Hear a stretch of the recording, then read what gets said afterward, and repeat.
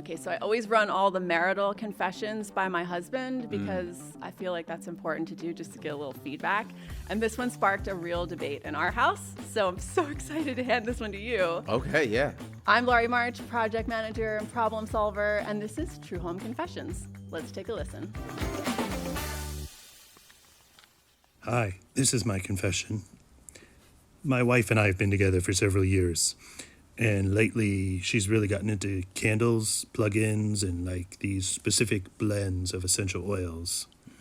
It's obvious it makes her happy. She claims that a clean-smelling house is really important to her. She even adds this stuff to our laundry to make it smell strongly. The problem is, here, I have asthma, and over time, all these smelly things are starting to make my asthma worse. It's like an instant headache, and sometimes I have to even open a window. She recently started selling these essential oils to all our friends, and she says this is her job now, that she has to test them out at home so she knows how to describe them. Yesterday, the diffuser was on. I had an asthma attack. My eyes wouldn't stop watering. I said it to her, and she just teased me. She said I was being overly sensitive. It feels like these essential oils are becoming her identity. How do I convince her that this stuff isn't good for me or anybody?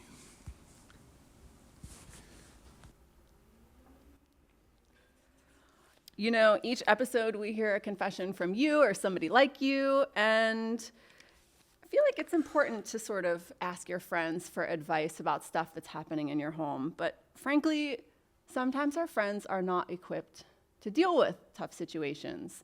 True Home Confessions asks, are our friends really good at that, right? So every time we have a show, we're gonna invite on a friend and test it out and figure out if our friends really are equipped to solve our toughest problems.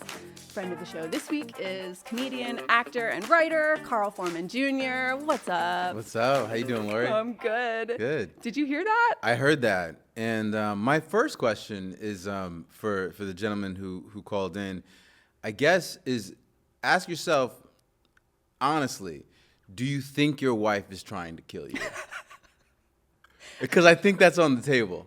I feel like slow, plausible deniability murder by essential oil scent is maybe It could be feasible, happening. right? Like, because she knows he has asthma. She knows. She knows he has asthma. Okay, so, and I mean, it's like one of two things. Is it like, okay, she's just drunk with power and addicted to the scents, you know, because Sure. they can be hypnotizing. You know, I'm also married.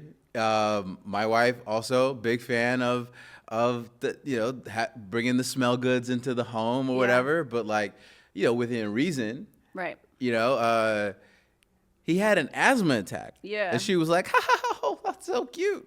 Right. She's trying to kill you, bro.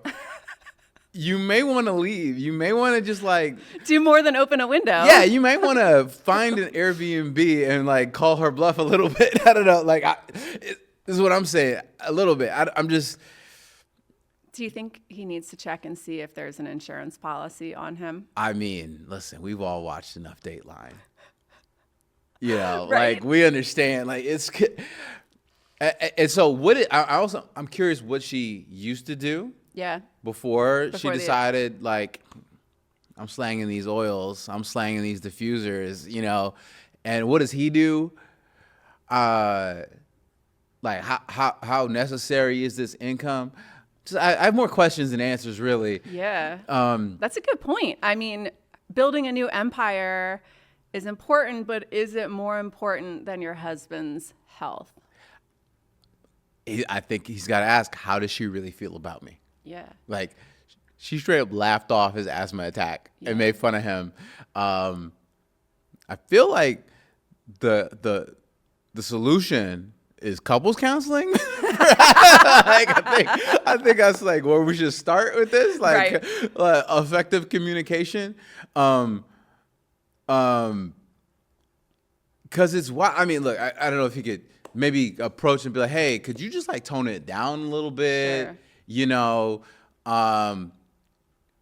is he smelly?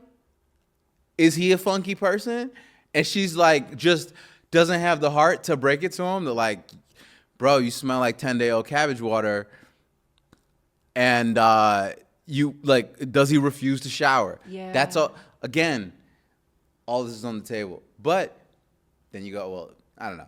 I mean, that's a whole new thought. That is there, a whole- right? I Like mean- maybe he stinks so bad, and she's calling it house cleaning, Mm-hmm, trying to keep the house smelling good. Also, But that's a bad way to solve that problem, right? Like Yeah. it'd be like, I don't know if it's like, hey, why don't you try this new body wash? Why don't you try this new deodorant? It's natural. It's aluminum free. I don't know. Like, look at you, aluminum free. hey man, Smart. you know we live in LA. Yeah, yes, we do. One thing he said too was that the wife wants a clean smelling house. Yeah. But does clean have a smell? I think there are smells we associate with clean, right? And smells that we certainly don't associate with clean. I guess my other question is like, why is that not achievable through other means? Like cleaning? Like cleaning. Yeah. Right? Or like, how about like a nice, like, there, also maybe suggest a scent, I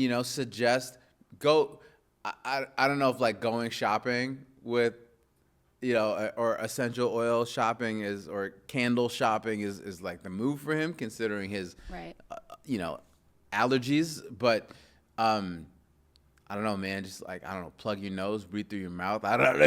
Like, what could he do? Spend your life breathing through your mouth. Just like developing halitosis. You basically just created a mouth breather. I did, or she did. They did. We encouraged it. We encouraged it. I don't know, man. Like, just because there are less potent scents, right? I know that like What we do you had guys have at your house? Like, what's the sniff? okay, right now I think we're on like a cedarwood vibe, Okay. mainly candles, Okay. but there is a diffuser as well. Okay. We You're really the man for this question. I am like I'm an analogous husband. In the sense, like there was a diffuser that was giving everybody a headache. Get out. There was one that was like Okay, so what happened? so it coincided with our in-laws visiting, and my father-in-law is very sensitive to the like smells. Yeah. And was like, he was like, what's going on? And so it was easier coming from him. Yeah. It was easier coming from dad than from husband. Sure. So I was like, cool, I'm not the bad guy. But what was the sniff that was in there that was causing? Was it sandalwood then too? no, I forget what it was, but I think it was just the diffuser was turned up too high. Yeah. Like it was just too high, it was too strong. No, there was like a different one though. There was one that we like stopped using because it was too intense and it was like giving the kids colds. Oh my God. And like everyone was sneezing except Oh my my wife. But Wait, that's serious. so That's real. But there was like a day or two, you know what I mean? I was like, okay, I think this is not working for us. Yeah. Is the essential oil game even a viable career? That's also a deep question. I feel like there's a lot of people I feel like potentially listening who are going to have thoughts on that. I'm gonna go ahead and say that some big corporations kind of got the game on lock, and you probably want to. I don't know, like how far is the Etsy shop gonna take you? I think it's like a multi-level marketing thing, right? It could be. You get in there with your blends, and then your friends, Yeah. they order from you, and then their blends. I'm kind of wondering what her blends are. Like, what do you think scent she's mixing together to make this concoction? I feel like everybody likes eucalyptus. That always smells like you're going to the spa. That's a good one. And for then the sure. kitchen, I think, personally, I feel like the only thing that makes sense in the kitchen is citrus. Lemon or orange. Citrus always works in the kitchen. I think you can't generally in living spaces, sleeping spaces. I think a good lavender is. Oh my God, I always a die. safe bet. I hate lavender. Really? Hate it. Carl, I hate Elaborate. it. Well, it's people do like pillow spray out of that crap, and I'm very sensitive to fragrance, so our house is almost none. But like lavender pillow sniff, people squirt that stuff, and I just can't. Is it the oversaturation of Yeah, lavender? for sure. But I also don't love it. Okay, that's fine. Yeah, it's just not a. But See- people find that so relaxing, and I'm like, I'm gonna throw that pillow out the window. to each their own. Yeah. She did say, he said, essential oils are her identity. That's rough. That's a rough one to deal with. The essential oil identity, that's tough, man. Cause like, that means she's just like bathing in the stuff. Yeah. Trying out all the different sniff. All He's right. basically a test kitchen. Yeah, maybe we can try to get her into something else. Okay, so if we were going to try to solve our guy's problem, we didn't get a name on this one. He's anonymous. Okay. Like, what would you say if he was listening right now? He probably is. Get out. Get out. You think it's over? I don't know. I mean, look, I don't know how much they're married, right? Like, Yeah. so I mean, there's a lot of time in, so there's love there, obviously. But I would say, what is this? Find out what this is really about, right? Yeah.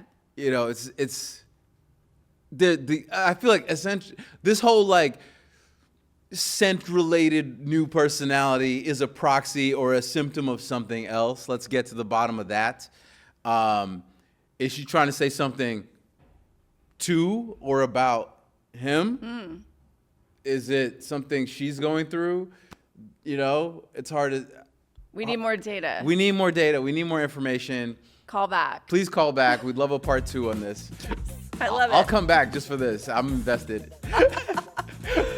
I love it. Carl Foreman Jr. What is the power of a smell? For our confessor, it's making him have an asthma attack.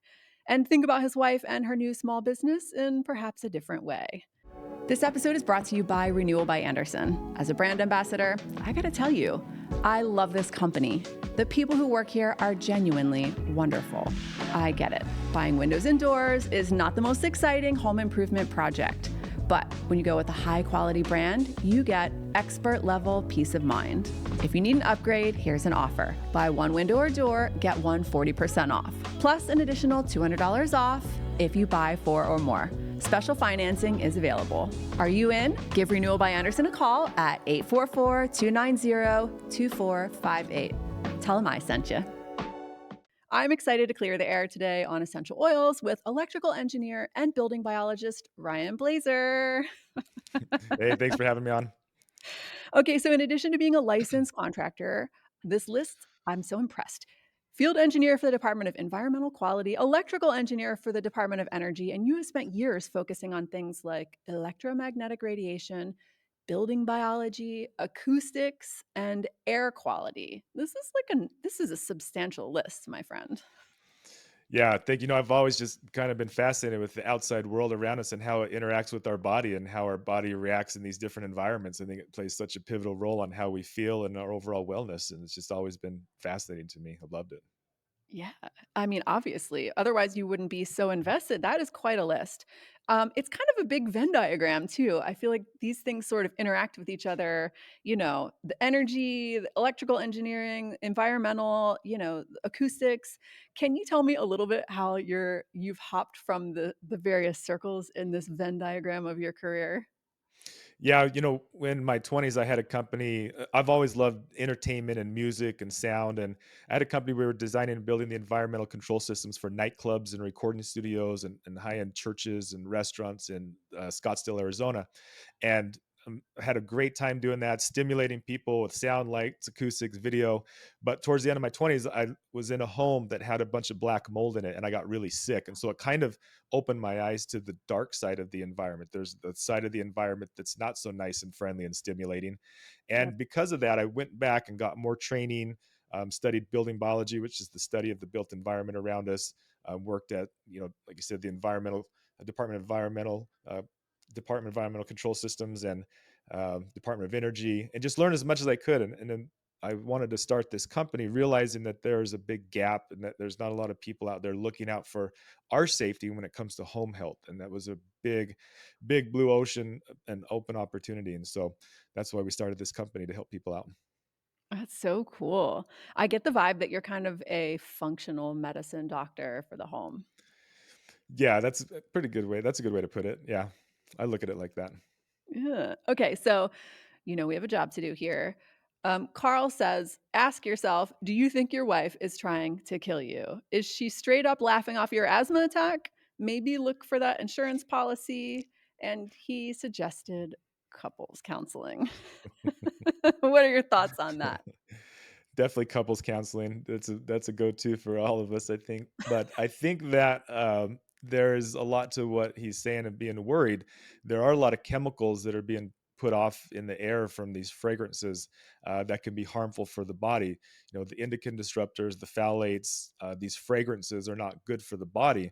Really, our body needs fresh air. That's what our bodies are designed. We were designed to be outside, breathing fresh, natural air. It wasn't only until the last 100 years where we started to introduce all these synthetic products into our um, living spaces, and our bodies aren't really equipped to handle that. And we do see asthma increase, we do see autoimmune issues, we do see toxicity of the body going through the roof, and that is a upstream cause for a lot of these chronic illnesses that we're seeing, especially fatigue, brain fog, and just overall not feeling well. So we want to try to lower the toxic load of the body as much as we can. So really the last thing we want to do is pump a bunch of chemicals into the air just because we like the way that it smells. And you guys have touched a little bit about how clean doesn't have a smell, and I fully agree with that. Clean smell should be very neutral. If there's something in the air that you're smelling, it's something other than air. It's something in the air that we're smelling that we probably shouldn't be breathing in. It doesn't always mean it's bad, but clean should have a very neutral smell. Yeah. Oof. All right. That hit me when you were talking about how if you're smelling something other than clean air, you're breathing in something, that's I don't think we all think about it like that. Yeah, he said clean smelling. He asked, is a clean smell not achievable through other means that might not induce an asthma attack? Absolutely. Yeah. The asthma attack is the lung getting irritated. The lungs and our breathing, the respiratory system doesn't like what we're breathing in. And there's a lot of things that can trigger asthma, uh, but certainly chemicals and large amounts of particulates. And so some of these essential oil people will say, well, you know what? This stuff is pure, it's safe. Well, you can still overdo it. In fact, if you read the material safety data sheet for citrus, lemon essential oil, and orange essential oil, it says not to breathe it in, that it can be a lung irritant. And I've had a handful of clients that have had breathing issues, asthma issues, and we go into their house and they're what I consider overdoing the essential oils, where it's 24 hours a day. They have different oils for different times of the day. And if you want to feel better or you're sick or whatever it is, you want more energy or you want to be sleepy, we have an essential oil for that. And I think you can get a little bit out of control with that. I have friends that sell essential oils, and if they're over and my kid comes in and with a scrape or broke his arm, we're not taking him to the hospital. We're going to put essential oil on it. That's they get crazy with this stuff. Like they think that it can solve everything, but it can't. And that's not what it's designed for. So I think we just need to be rational and realistic about this stuff. Yeah. Oh my God. Essential oils to solve a broken arm. Where do you apply that exactly? On the break? Everywhere, everywhere. uh, so I'm pretty sure we're not going to solve the broken arm with the lemon essential oil. But Ryan, here at True Home Confessions, we are all about finding out if friendly advice is good advice. You heard Carl. Did he get it right? Are we taking this friendly advice? He did a pretty good job. Yeah, I like his advice. The only thing I'd really add is there is a difference between natural essential oil and chemical based. You want to smell it, and there is a time and a place for essential oil. Don't get me wrong. There is a time and a place for essential oil. We use it in our washing machine. We add a little bit in there. In our cleaning supplies, we use vinegar and distilled water and a little lemon essential oil to give it a smell. But we're not putting it out into the air. We're using it for cleaning and for topical. If the kids have a stuffy nose or something, we sometimes will rub a little mentholatum on them or whatever. But we try to stay away from the chemicals. That's where we have an issue. And then overdoing the natural stuff. And just because it's natural doesn't necessarily mean that it's not harmful for us. And people get that confused a lot. I feel like that's really important. That's an important note. Um, Is it essential? Is that using that essential oil really essential, right? Yes, that's true. Yeah, and it's a lot of times I don't believe it is. Yeah. I feel like you're gonna get some fan mail for that one, buddy. Yeah, I already have some fans out there for the essential oil talk. Ryan, you're the CEO and a founder of a business called Test My Home, which offers a bunch of services, frankly, to help people who are looking to have a healthier indoor living space at their home. I think that's a pretty specific and kind of a newer field. Am I wrong? No, it's pretty new. It's been around for a while in over in Europe, and especially Germany. It's been around for a long time. Creating healthy living environments is the way that you are supposed to do things. But here in America, we want things fast and easy and cheap and convenient. And a lot of times, health gets put to the side. Unfortunately, I mean, you see that in all areas of our life. And building homes is no different. People are using synthetic building materials. They're building homes that are prone to mold. We're overusing electronics. We're bringing in a lot of chemicals. We have water that's dirty and has contaminants in it. And so it's really important that companies like ours get out there and educate people, and then ultimately find out if they have any of these issues in their home. But I feel like it's an area that is growing, and people are becoming more and more aware of it. You mentioned that you had a mold issue at some point in your life. I want to come back to that for a second. Was that the moment in your life when you decided to sort of change your trajectory and head toward all of this health? Yes. Yep, absolutely. Yeah, before that I wasn't living the healthiest lifestyle, living in Scottsdale and in the club scene and having a good time in my 20s. I wasn't taking care of myself the way I should, and ended up getting sick for it and paying for it. And my life after that is a different person. I look at my health as the most important thing, because when you don't have your health anymore and you're laying in bed and you can't go to work and you're sick, especially when you're only 29 and you're experiencing this, it really changes your priority on what's important to you. And from then on, my health was my most important thing, because if you don't have your health, then not much else matters. You were talking about current building materials, if you're building right now or if you've built recently, and just how much more complicated our homes have gotten. How do you define a healthy home, Ryan? A healthy home is if you don't have anything in there that's causing toxicity or stress to the body, then I would say that's a healthy home. And that can be, we look at six main pillars for that. We look at air quality, we look at mold exposure, we look at chemical usage, we look at the water we're drinking and showering in, we're looking at the lighting, and we're looking at electronic exposure or EMF. And even another one, sound and vibration, which is kind of my background as well, I think is important, but it's not really a big one. But those first six are really the main things we look at. And as long as we don't have any toxins or stressors in those categories, then the body can thrive. The body can actually heal.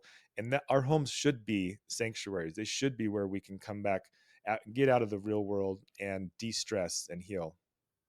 Yeah, I love that. I For myself, I find it interesting that you included light in there. Obviously natural light, but I am also super sensitive to like the wrong color of light, and color temperature really affects me. I feel super stressed out in blue light, aggressive blue light. And I just find that so interesting that that's on your list.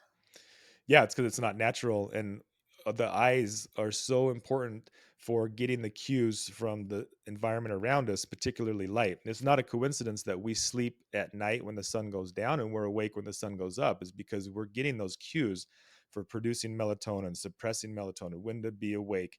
It's from the light, and the light that comes in our eyes needs to mimic what the sun is, because ancestral, that's how we've evolved on this planet, is Right. underneath the sun, the direct sunlight. And now we're in the buildings and we're blocking the natural sun, and we're replacing it with synthetic lighting that not only has excess blue light in it, but is also strobing. It has a flicker rate to it, also Yes. putting off EMF. And so there's several different reasons why the indoor lighting is bothering people. That flicker drives me nuts. I get a little car sick sometimes. And so I can stand in a room and feel maybe there's like a rate or something. Sometimes the lights really drive me nuts. Yeah, a lot of people it affects more than you think. And one of the things we do when we're doing our assessment is we'll turn off all the lights and all the power, and we have the people living in the home kind of just sit in the moment for a little bit and see how they feel. And I would say about half the people that I work with, once we turn everything off and just have them notice how they feel, they start to feel better within 10, 15 minutes. It's pretty amazing. Oh, that is very cool. Sitting in the dark. Yeah, that seems like that would be such an interesting experience in your own home, like a real change. Yeah, yeah. We just go outside and flip the main breaker, turn all the lights off, all the power off. Typically, it's daytime, so we got some windows open. We just have them sit on the couch. How do you feel in your house now that we don't have any of these artificial energies or lighting? Ooh, I'm gonna go home and do this.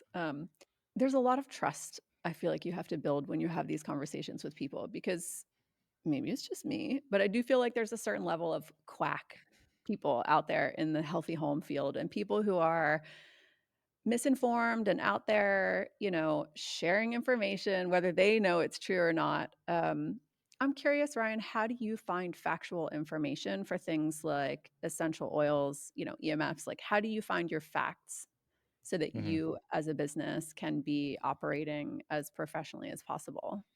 This is a good question, and I think a lot of it comes from a lot of the things we're dealing with are invisible.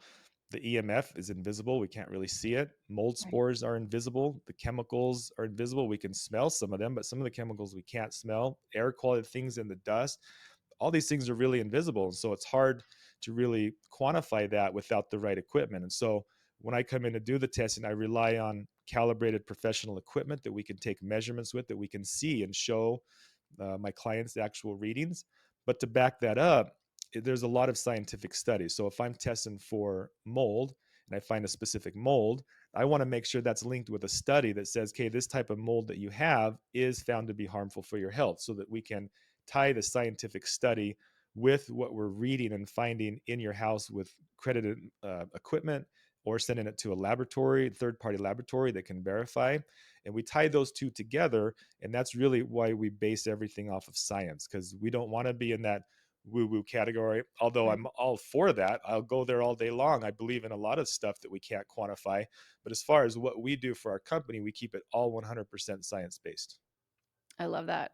And I like that you're open to other things because I do think you learn and receive information lots of different ways. But, like you said, when these things are invisible and you're trying to impact health, which is also, sometimes it takes time for things to take effect and solutions and for problems to show themselves, a science-based approach. I love hearing that. That makes me so happy. Yeah, I think it's critical. It's really important to do that these days, because there's a lot of things out there like the little stickers and pennants and weird stuff you can do that just it doesn't work, and so it's got to be science based.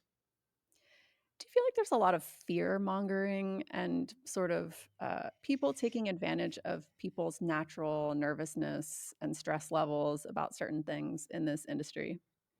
There is in every industry, and the reason is because we're hardwired for fear, to react from fear. It's because back in the day when saber-toothed tigers were lurking around, fear is what had to keep us alive, and so that was on the top of brain. And so that's still, that innate feeling is still inside of us. So if you want to get someone's attention, you use fear. That's why news and popular shows and things that go viral a lot of times are fear and scary based, because that's what works, unfortunately. So for people that are marketing or want to get attention, a lot of times they're using fear based. And so, and it's hard for us when we're trying to market, we're trying to teach and get education out there. Is, yeah, we want to grab your attention, but we don't want to leave any fear inside of you. We want to come with solutions. And so, yes, this can be scary and this is important and we want to pay attention to it, but there's a solution. And so the end of it has to feel good. You can't leave with fear. I just personally, I'm so impressed. I love that. I think for myself, I'm always listening for that in people that I do business with or anyone that I ever recommend to a client to enter their space. Um, it just sounds like ethics to me. Yeah, it's just the right thing to do. Yeah, we don't want to try to scare people to take advantage. That's completely unethical and wrong. Yeah. So I imagine with all of your experience, you have done a lot of work on making your own home as healthy as possible. And as a remodeler and a project manager, I can personally attest to things in my house not being perfect. I definitely have a honey-do list of stuff I'm supposed to be accomplishing that's not done. I won't say it's quite like the shoemaker's child has no shoes around my house, but there's definitely a list that my husband could rattle off that crap that annoys him that I haven't solved yet. So I'm going to ask, Ryan, what is the most toxic thing in your home at the moment? Mm. Well, we still have a microwave in our house, and I'll tell you why. Because Okay. we bought this house, and the microwave was built into it with the oven, and, the dual oven with the microwave. It was all one unit. Yep. And my last two houses, we didn't have a microwave. We didn't have one for last 7 years. I haven't had a microwave, and I'm not gonna lie. It is sometimes when it's quick, just to throw in some leftovers and warm it up, and that's not a good thing to do. But Okay, you wait, know, so what is bad about the microwave? I feel like 90% of homes in the US have a microwave. Can you give me like what's wrong with it? So there's two things that are wrong with it. One is it breaks down a lot of the essential amino acids and vitamins and minerals that are in the food. It kind of breaks that down because what it's doing is it's vibrating the water molecules so violently that they heat up and cause heat. But that heat can break down the nutrients and make the food so it's not as nutrient. But the second thing is it puts off a very large electromagnetic field because it's using high energy radio waves to heat that food up. It's not all staying contained in the microwave. It travels sometimes up to a quarter mile. When I'm doing testing in people's homes, it has a distinct sound to it with my meters. I can tell when the neighbors are using their microwave because it will travel that far. I don't know if you remember back in the day, when I was younger, if you have a pacemaker, don't use the microwave by the pacemaker or whatever. Same. Now they have shielding on the pacemaker, so it's not a worry. But back in the day, or maybe when we had the bunny ears on the TV, but someone would use Right. the microwave, all of a sudden you'd start seeing all this fuzz. That's interference that's going through the airwaves that are getting onto our body and affecting our brain and our nervous system. Okay, good to know. Very good to know. I have one. I use mine periodically, really just for reheating things, but that's so interesting. I feel like I always heard that there's like a, 5 foot radius. You have to stand back 5 feet from the microwave and no? The the further the better, really. The energy drops off exponentially. You definitely don't want to be up there peering through, looking at your food while it's cooking. That's not good at all. But put it in, step away from it, let it do its thing. Yeah, I wouldn't stress too What's much about it. so 5 feet or are you giving me a new number? Where's I my drop I off? go so with all electronics, I say 8 foot is a good rule of thumb. If you can keep electronics in the 8 foot bubble, that goes for when you're sleeping, when you're hanging out on the couch, any high use areas. Make sure you have an 8 foot bubble around any electronics. All right, that was just my own personal question right there from my own house. I want to come back to the world of essential oils because to me that's what the heart of this confession is.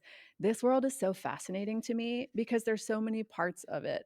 In one way, I think it's people sort of embracing a more holistic, healthy living practice, sort of looking for increased self-sufficiency in their lives. And I think for a lot of people, it's kind of empowering them to take care of their families at home, which is like the driving force behind people wanting to use essential oils to treat something like a common cold or to do something at home. And frankly, I think there's a lot of distrust at the moment of sort of medicine and insurance, and I think there's a lot of unrest and discomfort with the way that, yeah, I don't know. Like it's sort of the system of medicine in our country, and people, are angry about a lot of it. And I feel like essential oils fall into this category where it's something that you have control of in your own home. And I think that's part of what people are really into about it. What is your thought on that? I'll tell you what I see is that Western medicine is all about giving you a pill to solve a symptom or to solve a problem. If I have a headache, take some aspirin or Tylenol. If I have a cold or an infection, take an antibiotic. If I have this, take this. And that's the whole premise of Western medicine. What we're finding is that doesn't always work because what we're doing is we're masking a symptom. It's like Right. if my check engine light comes on my car, just smash the check engine light out. Let's not worry about what's causing this symptom. Right. Let's just fix the symptom. And so people, and the reason is that a lot of people want a quick fix. Americans, they want things easy and cheap. Why they want to take a pill. Yep. If you're overweight, let's take a weight loss pill. They don't want to go work out. They don't want to watch their diet. Because that's hard. That takes dedication. That takes work. And Yep. so I think that essential oils And the companies that got behind it took that premise and said, oh, let's make a natural option for you to achieve the same thing. Here's a little oil you can rub that does all this stuff. Let's put this in the air. It's going to do all this stuff. But we're still not getting to the root cause.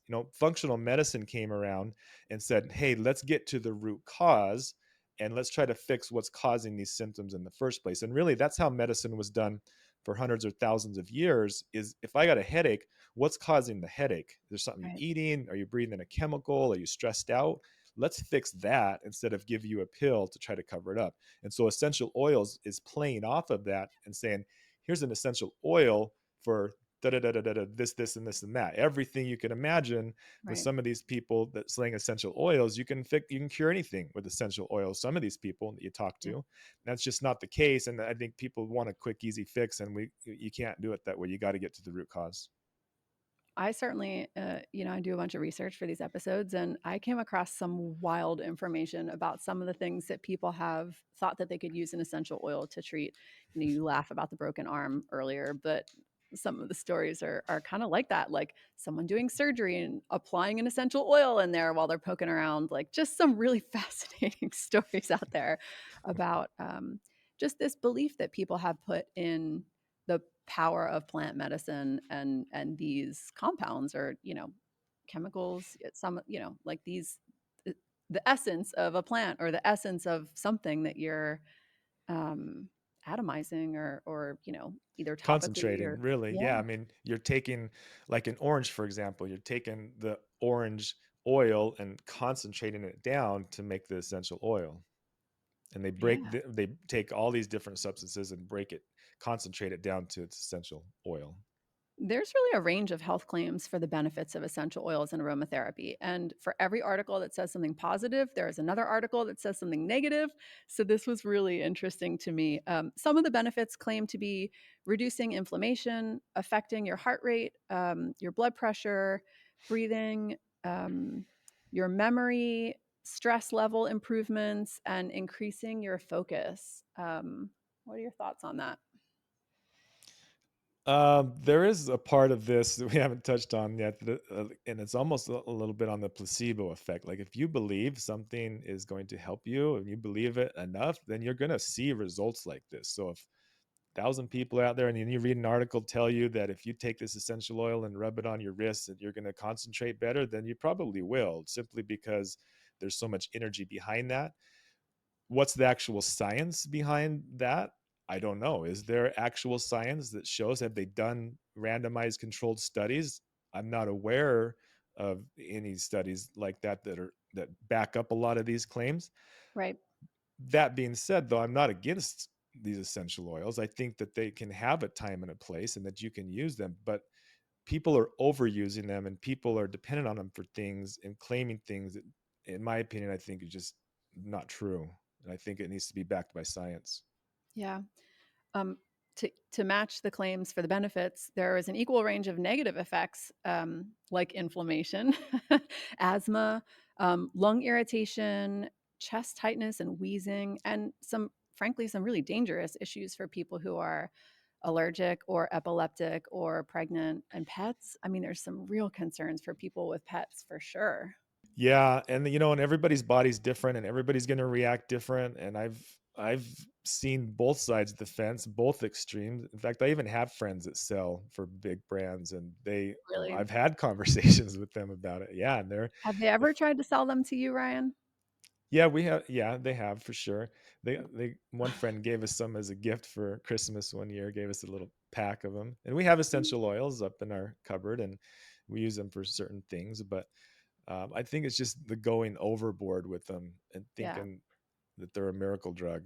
What's your favorite essential oil? Like you said, Luke, eucalyptus, I like that smell. Like put a little bit of that in the shower. I think it smells good. Yep.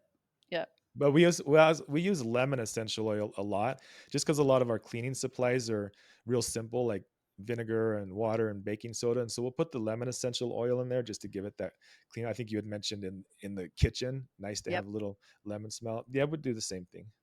Yeah. For my brain, I don't know. I've tried some other smells, things that are supposed to be naturally derived, whatever. But for me, that like lemon verbena or lemon, like outside of that, there's some pretty gnarly vanillas that really can give you a headache. So I'm like, if there's something in my kitchen, it's citrus, and that's about it.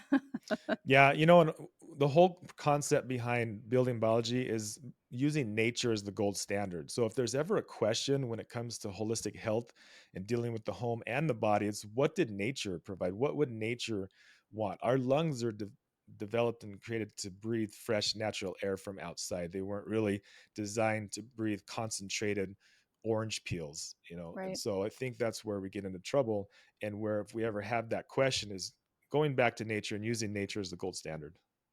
Yeah, that really rings my bell. So, and the job of a diffuser is to take an oil and water and make this oil airborne in your home as a little particle, right?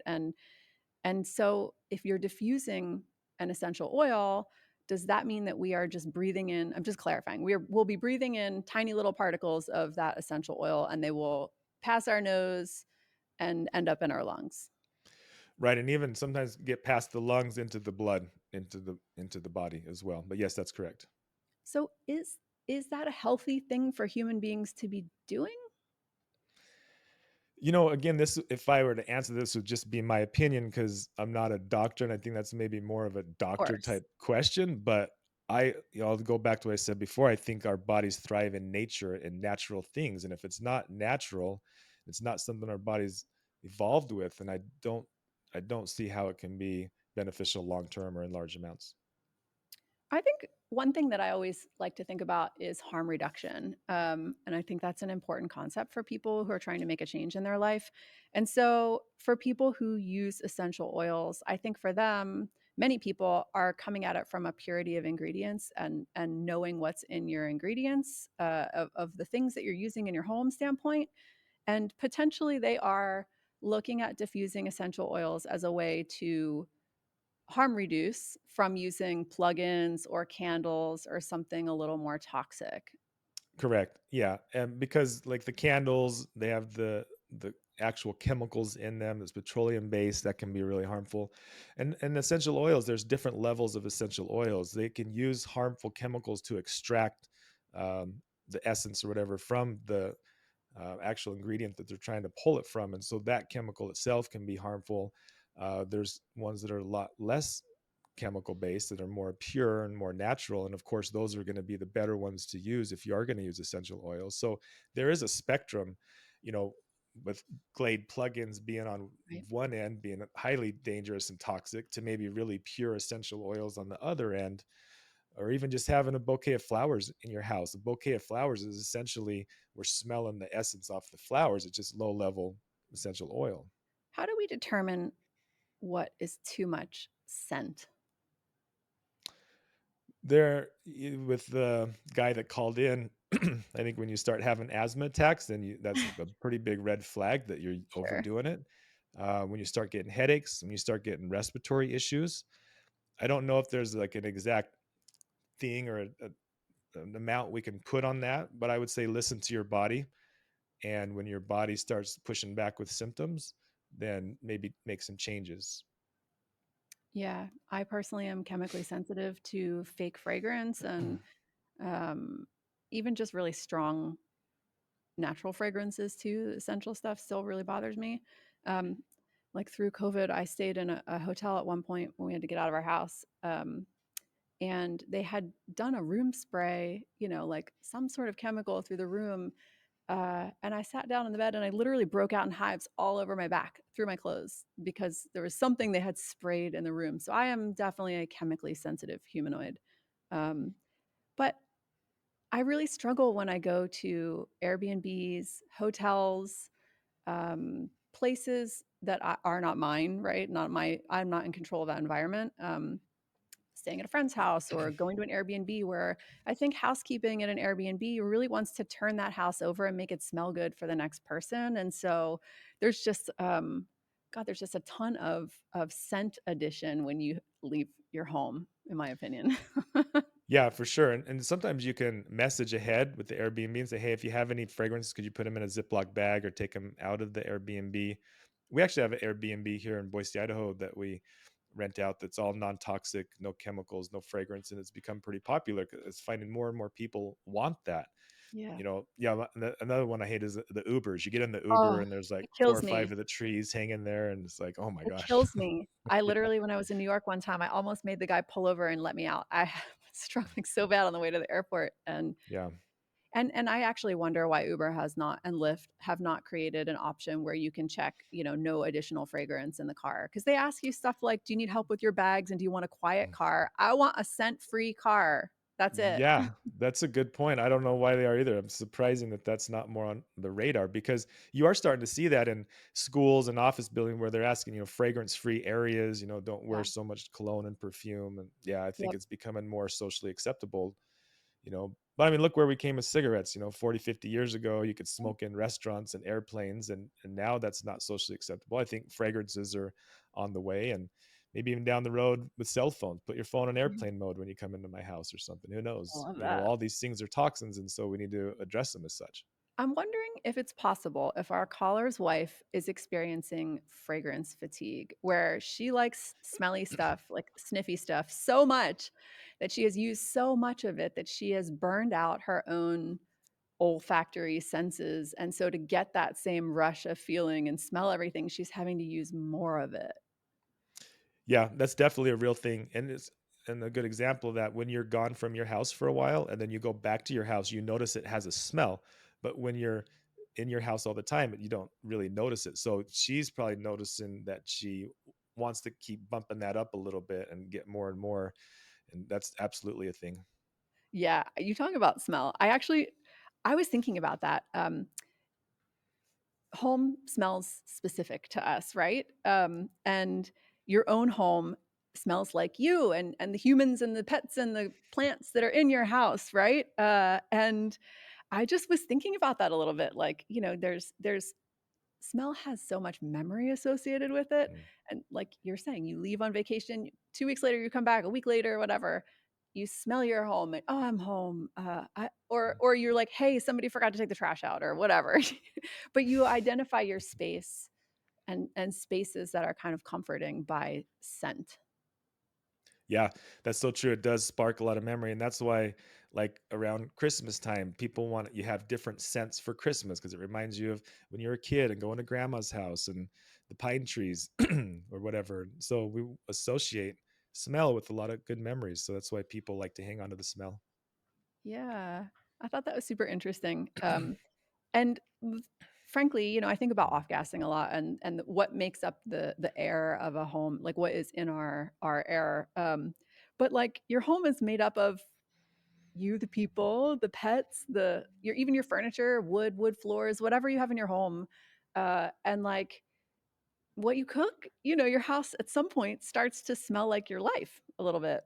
Yeah, absolutely. The home, our smell it is our identity. And it's funny that that lady, her identity was essential oil and that was the Yes. smell. But I think it's better, like you said, it's the combination of everything in your house, what you cook, your who you hang out with, the pets, everything combines to create your own unique smell. But I think that ultimately should be fairly neutral. That should be the goal is to have a fairly neutral smell and not have any one thing stand out.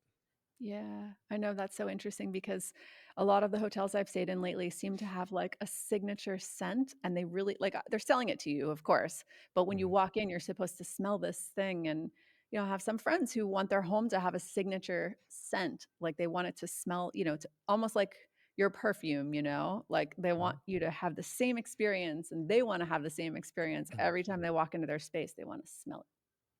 Yep. Yeah, it's part of their branding. Yeah. I can't I cannot. I'm like, I need a less branded version of you today. Yeah. I saw something really sad and like poetic where someone was talking about there's a moment in your life when you are an adult child and you return to the space that you grew up and it doesn't smell like home anymore. It smells like your Mm. parents' house. I thought that was so Interesting. evocative. Yeah, I was like, Yeah. got the chills That, that thinking about that that. means you've created your own smell. You've out of Yeah. the nest and created your own smell now. Yeah, and maybe your smell isn't in the house anymore, so it doesn't smell like you, right? That's Like, if your right. body is not in the home, maybe you don't yeah, I don't know. Oh, that was interesting. Yeah, and it's funny. We had a friend that we kind of hang out with out about. They hadn't came to our house before, and we invited them over for dinner, and they came over, and we had some of the windows open, aired out. and they walk up and like, "Oh, we knew it was your house because it smelled like you guys." Kind of like, oh, that hippie smell. I'm like, hippie smell? What are you guys talking about? Like, and Funny. I'm not sure exactly what she meant, but she's like, "Yeah, it smells like you guys. Like I could smell Funny. your house smells the same." And it's funny because we don't use any fragrances, so I'm not sure exactly what smell she was It's referring to, you. but It's gotta be you, yeah, it's Ryan. just It's like us. you and your own little microbiome existing in the house, like, Yeah. you're the sniff. Yep. Speaking of sniff, Carl Foreman Jr. said, "Is this man smelly? Is he a funky person? Maybe she doesn't have the heart to break it to him that he smells like 10-day-old cabbage water." Maybe? I mean, if it is, it's an easy fix. Throw him in the shower and wash his clothes, you know? 100%. I thought it was really interesting that Carl mentioned in his own house that he had had this exact same experience where his wife was diffusing essential oils and it had given the kids the sniffles. Everybody in the house had the sneezes and the sniffles except for her. Um, have you experienced that with your clients before? Like what is, what's the spectrum of that you've ever walked into?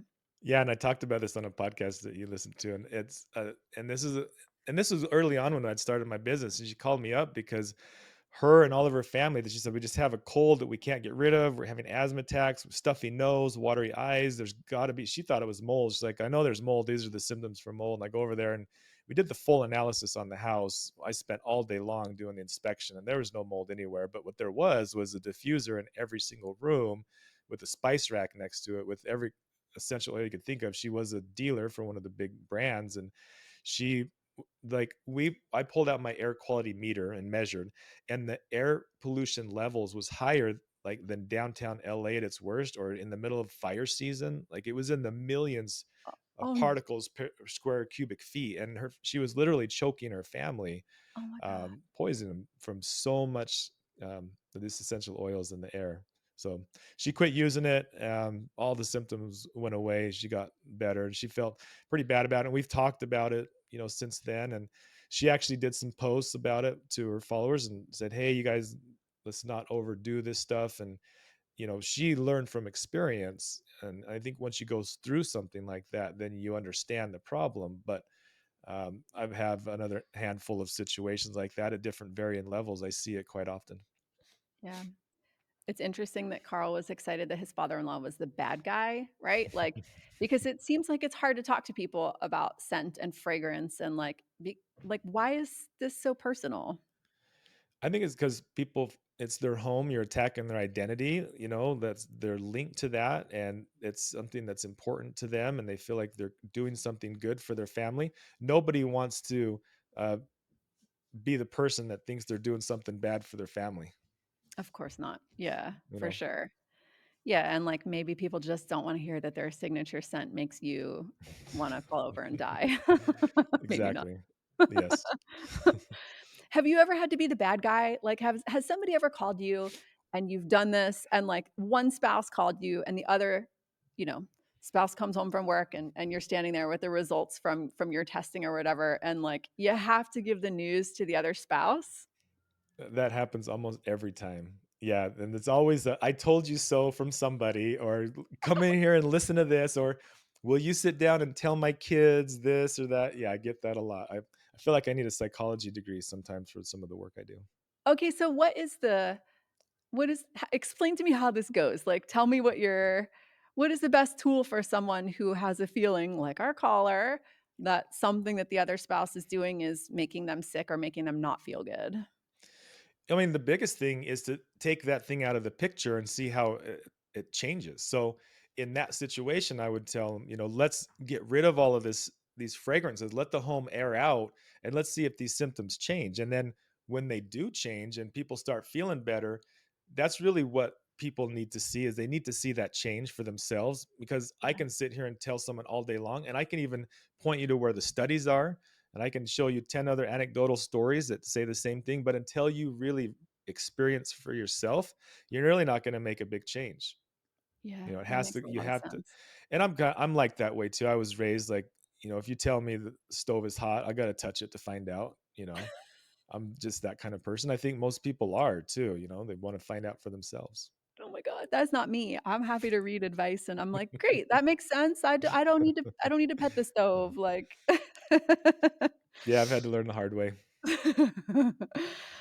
Okay, so I know that people can work with you locally where you are. Where are the various places that people can find you and have you come over to their house and have you tell them whether they have mold or essential oil problems? Yeah, the best way people can interact, I do Zoom consultations, which have actually been highly effective. I've been doing this for a long time now, and I run across a lot of the same issues over and over again. I realize I don't need to be in the house to deal with some of the same stuff I'm seeing, and so an hour Zoom consultation with somebody goes is such a good value that we can get so much done in that. And you can just get on my website, testmyhome.com, and Yep. schedule. You can link right on my calendar.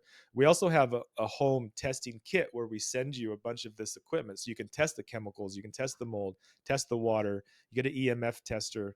Um, and then it includes a couple consults with me, and we go over the results and we talk about what to do. And then, of course, I'm happy to fly out to anybody's house and do it one on one and work with you and be your healthy home doctor and get your home dialed in and as healthy as possible. I love that. I have an air quality meter and a hygrometer in my house. I find that information so useful because I do have a gas stove and I love to cook. I'm not like you're gonna have to pry my gas stove out of my cold dead body. Yeah. But it's really important information. Having that my little air quality meter can tell me so much about what's in the air and what I need to do. For sure. Yeah, that's so important. I mean, in our cars, we have all the gauges and we go get checkup on our body and do our blood work. Why don't we measure in our home for all these toxins? It's so important to monitor this stuff and keep track of it. I got my CO2 meter right here that I always monitor what my CO2 levels are. If this thing gets up above 1500, it can reduce my brain cognition by 50%. So if I'm in here trying to have a podcast or work on some work and my brain's not working right, that's a big impact. So simply going over and open the window and getting some more fresh air, it'll fix that. But if I don't have the meters, I don't know where I'm at. So what do you think every home needs to have, Ryan? So, I mean, every home needs to have a water filter. You need to be filtering your water. You need to have air filtration. Got to filter the air. Okay. Um, you need to have non-toxic, chemical-free, fragrance-free products in your house. I believe that's a really big one. Yeah. Fresh air. You need to make sure we're getting fresh air in the house. There's some places where it's really high humidity that's kind of tough because if you live in Florida on the coast, you don't want to let in Sure. much humidity. But for the most part, we want to get fresh air in the house and then turning down our electronics when we're not using them. So Mm. I'm on this podcast right now. There's no reason for my phone to be on. It's on airplane mode. I don't need to get radiated by it. When I'm sleeping at night, I can turn it off, turn the routers off when you're not using them. Just really limit your electronic exposure as much as possible. And then as far as lighting, you get as much natural lighting as possible. I Those are, I'd it feels say, like some big tips. it feels like a good recipe right there. Okay, last words to our buddy who called and left this confession. Pretend I'm him. You tell me, what should I be saying to my wife? I would tell her that your health is more important and that you really need to get to the bottom of this and let's do some experimenting and let's take these chemicals and these fragrances out of the house for a while and give it a week and let's see if my symptoms improve. And if your symptoms improve, then we have a direct correlation and hopefully she loves you enough that she cares about your health. I love it. Carl says, check your insurance policy. She might be trying to kill you. Ryan says, let's put it all away for a week or two and see if any of those symptoms disappear. If you ask me, it might be time to be a lot more direct with your wife, but kind, and tell her how you're feeling. Explain your symptoms and say, I know you love this thing and I don't want to take it away from you, but it's truly making me sick. One man's fresh is another man's pollution. If she doesn't listen after that chat, I think I'm with Carl and you need to go to couples counseling, right? Yes. Yep. There's obviously some disconnection there. Totally. Her I want to priorities thank are off. Yeah, big time. I want to thank Ryan Blazer and Carl Foreman Jr. for clearing the air with us, so to speak, and for today's advice. There is so much more information about both of them and from both of them that'll be in our show notes. To our listener, I want to say thank you for spending time with us today. I actually want to hear from you if you're using essential oils in your home and what you would say to our confessor about his wife and what he should say. You can head over to our Instagram. It's at True Home Confessions. Let us know if you're using those essential oils in your home. What's your blend? I actually want to collect some feedback. Ryan, if you don't mind, I want to share that with you just so that we can kind of hear what everybody's thinking on that, you know? Yeah, I would love that feedback because I know we're going to get both ends of the spectrums Yeah. on this for sure because I know it's a hot topic because we've talked about it before. So, yes, please do share. I hope so. And friends, if you learned anything from this episode, if it made you happy, if it made you mad, please consider sharing it with a friend. You never know when your life might become a true home confession. So subscribe and don't miss an episode.